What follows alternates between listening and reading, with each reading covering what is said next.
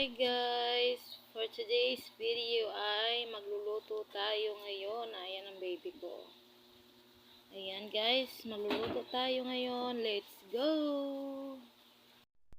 So ayan guys, ang ating ingredients sa ating kalderitang beef. Ayan, bawang, sibuyas, magic sarap, and cubes. Syempre hindi mawawala yung beef cubes kasi beef yung niluluto natin. And rino.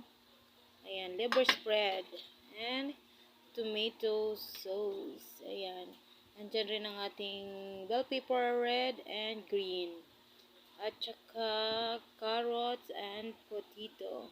Siyempre, ang ating beef. Ayan, naka-slice na yan siya. Naka-slice. Slice ko na talaga yan siya. Ayan o.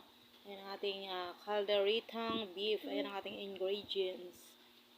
Ayan o, diba? So, abangan nyo kapag luto na. Ayan ang ating kalderitang baka. Tapos na. So, ayan, kain na tayo mga mamis. Ayan. Salamat po sa panonood.